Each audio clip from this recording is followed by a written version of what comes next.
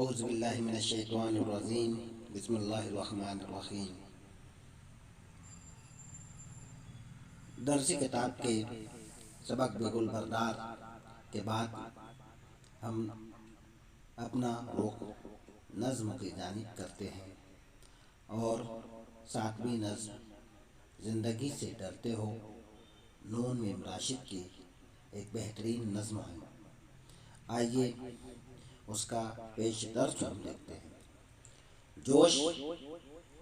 جوش ملیح آبادی اور اقبال علامہ اقبال کے بعد اردو شاعری بہت سی روایتوں سے آزاد ہو گئی۔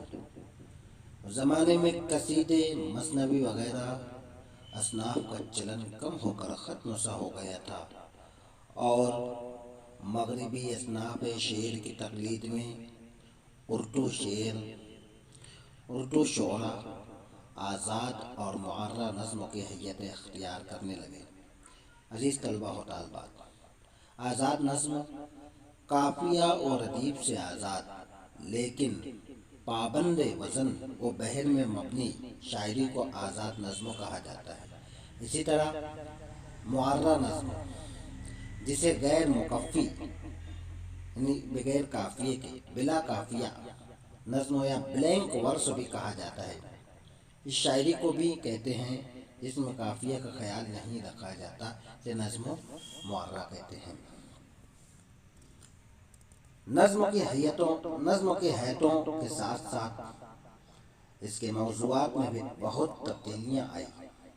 دو عالمی جنگوں کے اثرات دنیا بھر کے ممالک پر پڑے اور ان کے بعد یورپ اور امریکہ میں ظہور پانے والے فلسفیانہ نظریات نے مشرقی ملکوں کو بھی متاثر کیا، اثر ڈالا، جس کے نتیجے میں اشتراکی، وجودی اور جمالیاتی نظریات عام ہونے لگے۔ اشتراکیات جو کہ کارل مارکس کا ایک نظریہ تھا کہ ساری دنیا میں انسان کو مساوی اور برابر کا حقوق ہونا چاہیے۔ جیسے اگر کسی کے پاس دولت ہے تو ہر ایک کے پاس دولت ہونا چاہیے۔ وجودی اور جمالیاتی حسن و جمال ہر چیز میں نظر آئے، اس طریقے کے نظریات عام ہونے لگے۔ ترقی پسند ادبی تحریک کے آغاز کے کچھ برسوں کے بعد اس سے وابستہ بہت سے فنکاروں نے الگ راہ اپنا لی جو شعر و ادب پر بیرونی سیاسی افکار کے جبر کو قبول نہیں کرتے تھے۔ عزیز طلبہ و طالبات، ترقی پسند تحریک ادب کے کئی ادوار گزرے، جیسے قدمہ کا دور جس میں روایتی نظمیں اور غزلیں ہوا کرتی تھی۔ پھر اس کے بعد ادب میں ایک نیا دور آیا جسے علی گڑھ تحریک بھی کہا گیا، جہاں اخلاقیات کو جگہ دی گئی۔ اور پھر اس کے بعد 1936 میں ترقی پسند تحریک کا دور آیا جس میں نظموں اور غزلوں میں جو عشق کے موہم فندوں کو بیان کیا جاتا تھا اسے ہٹ کر انسانی دکھ درد کو اپنی نظموں، غزلوں، افسانوں، ناولوں، ڈراموں وہ انسانی دکھ درد کو ان میں اپنی موضوع بنائے۔ یہ ترقی پسند تحریک والوں کا بنیادی خیال تھا۔ اس میں ساہوکارانہ نظام، جاگیردارانہ نظام اور سرمایہ دارانہ نظام کے خلاف ایک زبردست محاذ چھیڑ رکھا تھا، جس کی وجہ سے ہمیشہ حکومت سے ان کی لڑائیاں رہتی تھیں۔ یہ تھی ترقی پسند تحریک۔ اب اس تحریک سے جو وابستہ تھے، جو جڑے تھے، بہت سے فنکار، بہت سے شاعر، افسانہ نگار، ناول نگار، ڈرامہ نگار میں الگ راستہ اپنا لیا، جو شعر و ادب پر بیرونی باہر سے سیاسی افکار اور سیاسی پولیٹیکل فکر کو جبر و قبول نہیں کرتے تھے، یعنی حکومت کی طرف سے کوئی بھی چیز جو لاد دی جاتی تھی اسے فوراً قبول نہیں کرتے تھے۔ یہ گروہ حلقہ ارباب ذوق کہلایا۔ اس میں نون میم راشد، میرا جی، اختر الایمان، محمد دین تاثیر، ضیاء جالندھری وغیرہ اہم فنکار شامل تھے۔ شعرا نے آزاد نظم کو خوب ترقی دی اور اسے اپنے زمانے میں نظم کی حیت بنا دیا۔ آزاد نظموں میں شاعری کی روایتی زبان سے بھی اختلاف کیا گیا۔ نئے اشتعارے، نئی تشبیہیں اور خاص طور پر شعری پیکر اور علامتیں آزاد نظم میں نئی زبان کے طور پر سامنے آئی۔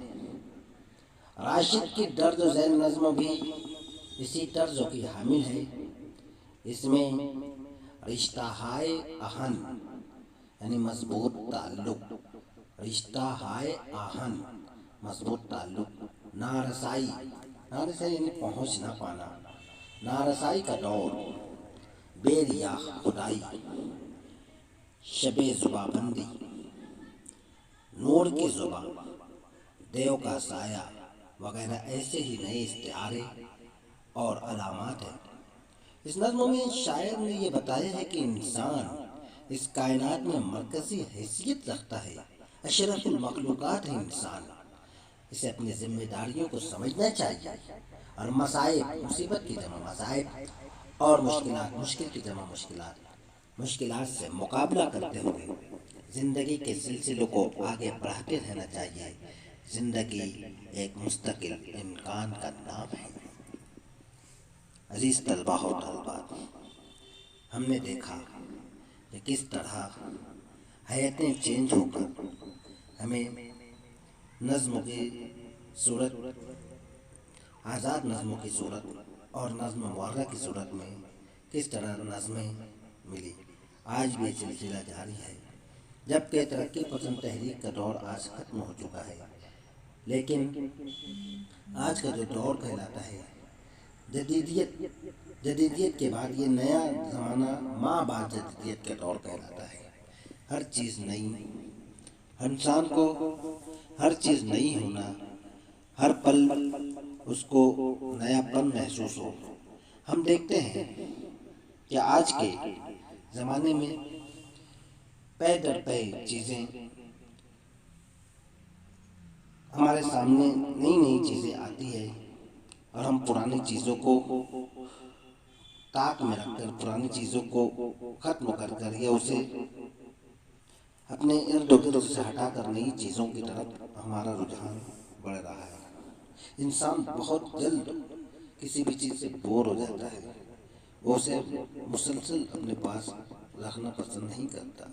جیسے آج کے زمانے میں ہم دیکھتے ہیں کہ موبائل کا زمانہ، ایک موبائل ہم لیتے ہیں، بعد میں اس سے اچھا موبائل، اس سے بہتر ورژن کا موبائل ہمارے سامنے آتا ہے، ہماری خواہشات اس کی طرف لپکنے لگتی ہے۔ وہ خواہشات کا سلسلہ ختم نہیں ہو رہا ہے۔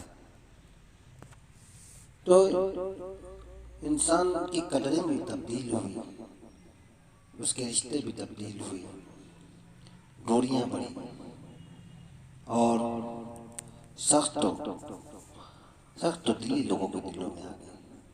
عزیز طلباء و طالبات، جبکہ یہ نہیں ہونا چاہیے۔ ہم دین محمدی کے ماننے والے ہیں۔ نبی اکرم صلی اللہ علیہ وسلم نے ہمیں ایک مومن دوسرے مومن کا بھائی ہے یہ تعلیم دی۔ ہم یہ بھول چکے ہیں اور اپنے مومن بھائی کے ساتھ ہی ہم سختی کا سلوک کرتے ہیں، اسے ڈراتے ہیں اور نارسا سلوک کرتے ہیں، اس سے ناروا سلوک کرتے ہیں اس سے۔ یہ غلط بات ہے۔